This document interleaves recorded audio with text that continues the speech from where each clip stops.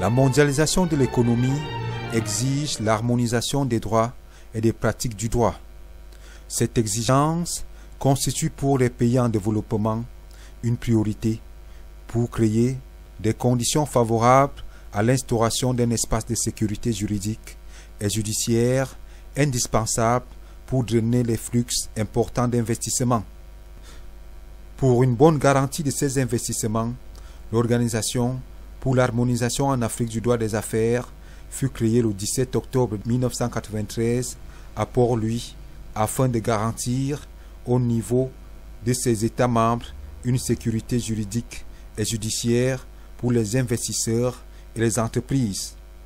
Pour cette organisation, qui compte à ce jour 17 États membres, le secrétariat permanent joue un rôle important parmi les acteurs que sont la conférence des chefs d'État et de gouvernement, le Conseil des ministres, la Cour commune de justice et d'arbitrage, l'école régionale supérieure de la magistrature Ersouma, basée au Bénin.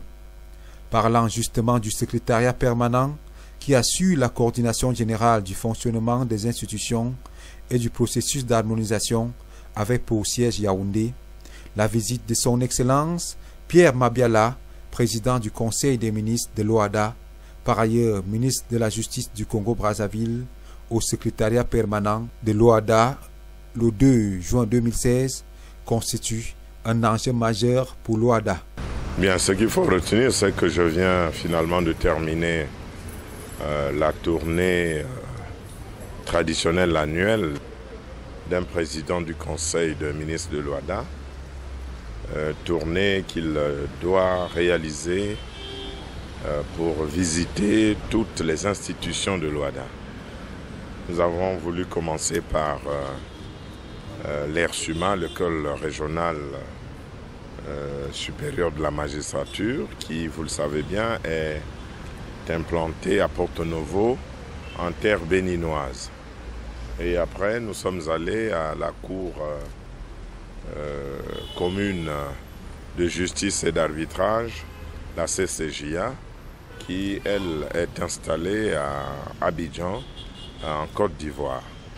Et après, nous sommes rendus donc ici pour boucler la boucle de notre visite annuelle, ici à Yaoundé, où se trouve installé le secrétariat permanent qui est pour nous le poumon, même la plaque tournante de l'institution.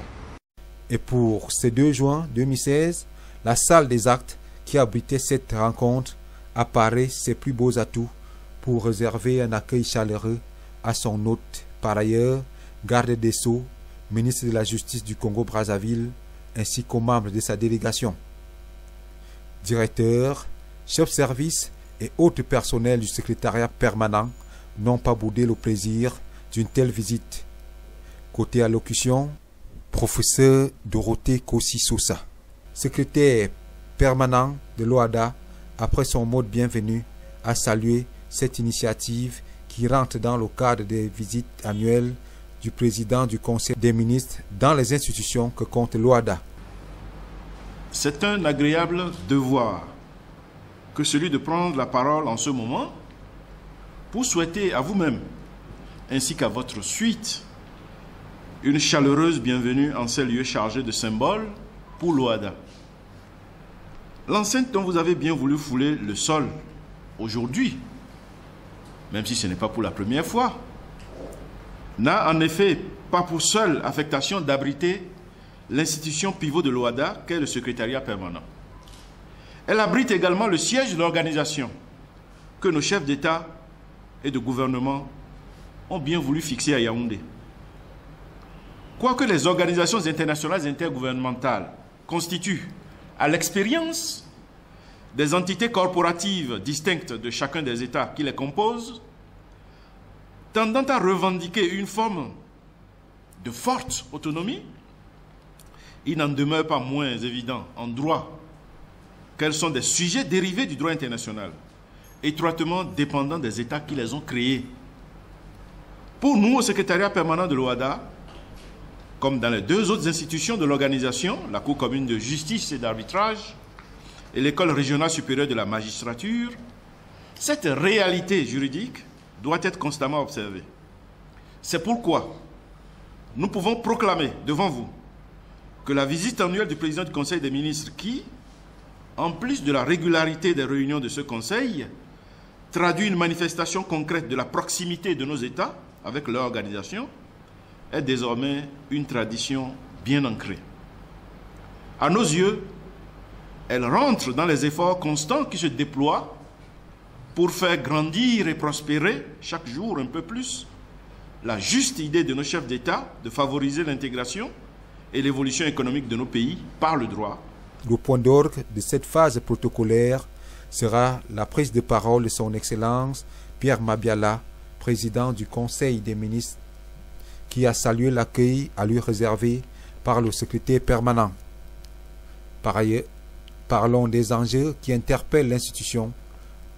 L'hôte du jour a insisté sur les impératifs de bonne gouvernance tout en saluant les réalisations obtenues par l'OHADA grâce au soutien des États membres.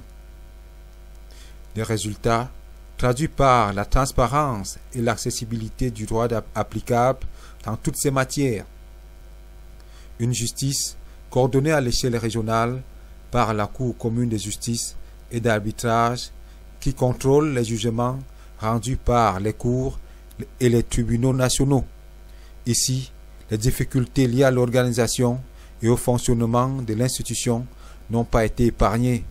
À cela, les échanges entre le président du Conseil des ministres de l'OHADA, son Excellence Pierre Mabiala, et le personnel du secrétariat permanent ont permis aux uns et aux autres de réfléchir sur les stratégies visant à accroître les résultats escomptés par l'institution. En général, l'institution se porte très bien dans le cadre de son fonctionnement, mais vous savez vous-même que là où il y a des hommes, surtout quand il y a une structure bien établie, eh bien les problèmes ne manquent pas.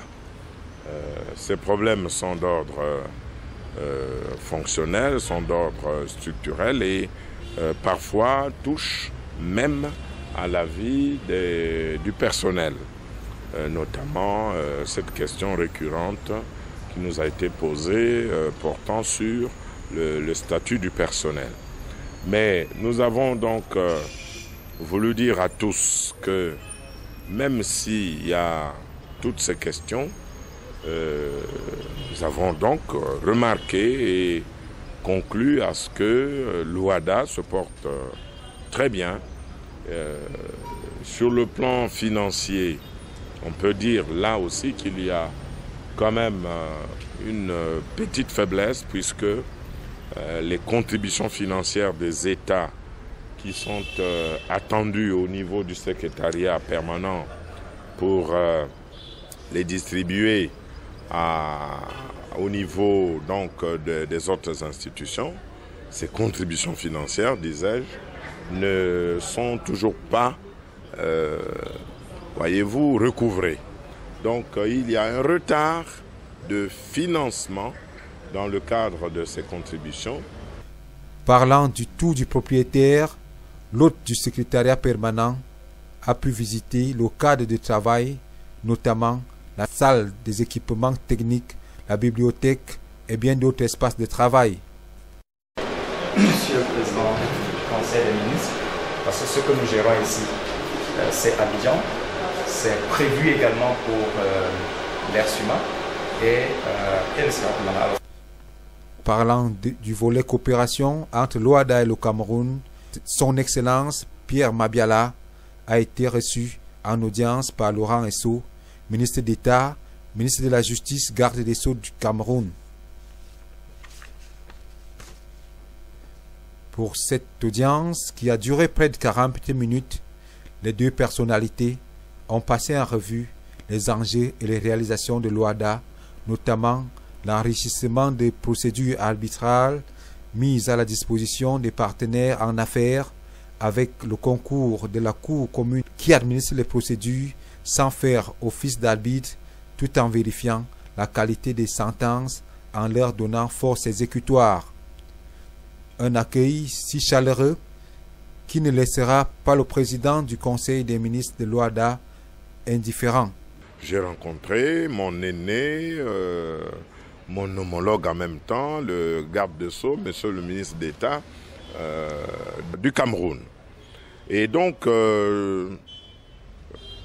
tout ce que nous avons dit, c'est que l'OHADA doit vivre et continuer de vivre. Ensuite, j'ai obtenu l'assurance de mes homologues quant à leur participation effective au Conseil de ministres qui aura lieu à Brazzaville du 16 au 17 juin prochain.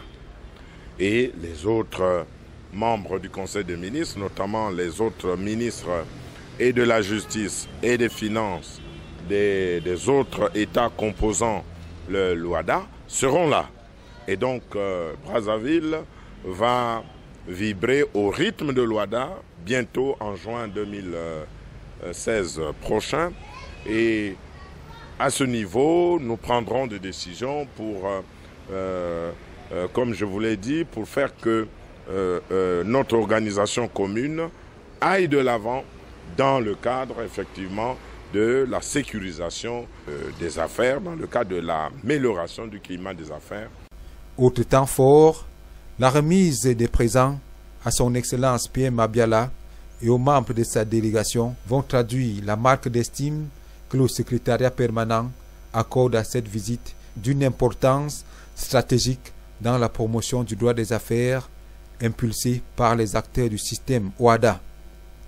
Avec l'opérationnalisation du multilinguisme tel que souligné par les propos du secrétaire permanent, l'OHADA voudrait relever le défi des barrières linguistiques dans la promotion du droit des affaires. Des avancées ont été enregistrées sur la question avec le recrutement de juristes interprètes traducteurs qui ont pris fonction et la traduction des textes officiels de l'OHADA pour laquelle l'option prise d'y associer étroitement les gouvernements de la République du Cameroun pour l'anglais, de la Guinée-Bissau pour le portugais et de la Guinée équatoriale pour l'espagnol a été prise.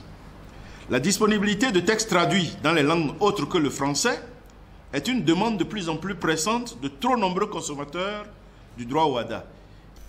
Pour cette visite, qui s'achèvera par une photo de famille, l'on peut dire que la journée du 2 juin 2016 marque un nouveau tournant pour cette organisation.